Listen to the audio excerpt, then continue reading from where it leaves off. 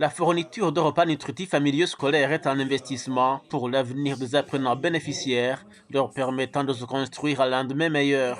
Le projet aura donc permis d'améliorer l'état de santé, la qualité nutritive et éducationnelle à des milliers d'écoliers. Les responsables de l'enseignement dans le secteur d'exécution du projet saluent les progrès réalisés, dont, entre autres, la retention des élèves à l'école. Il y avait trop d'abandon dans la direction provinciale de Ouanza parce que c'est une province où il y avait une insécurité alimentaire. Il y a donc peu d'abandon scolaire. Il y a le changement d'habitude alimentaire. On consomme la pâte de maïs avec des haricots mélangés avec des légumes. Avec une enveloppe de 1,5 million de dollars du gouvernement chinois au travers de l'Agence chinoise de coopération internationale au développement, le programme alimentaire mondial a pu fournir aux écoles à cantine scolaire plus de 1200 tonnes de grains de maïs et de pois cassés.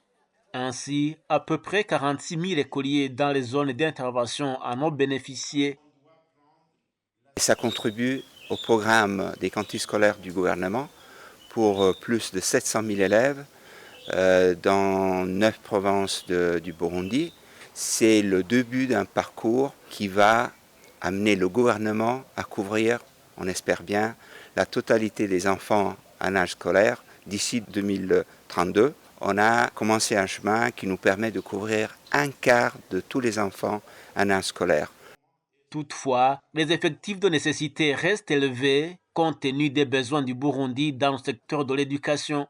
Quoique le chemin reste encore long, le projet est un succès et une étape vers la consolidation de la coopération entre la Chine, le système des Nations Unies et le Burundi.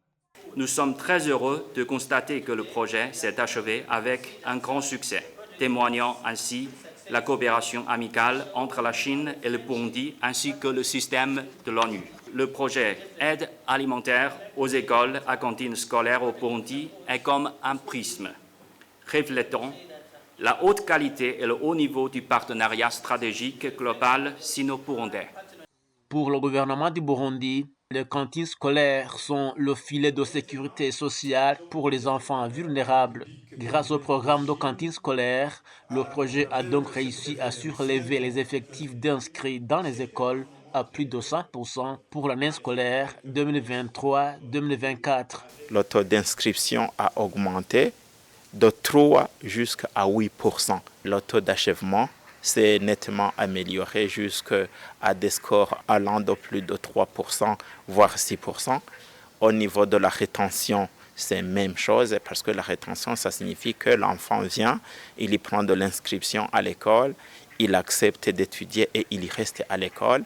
Au moins 2,8 millions d'écoliers doivent être nourris d'ici à 2032 au Burundi. Jusqu'ici, seuls 730 000 enfants sont nourris à l'école, soit moins d'un quart de nécessiteux, selon les planifications du ministère burundais de l'Éducation nationale et de la recherche scientifique en quête de fonds nécessaires pour combler le gap.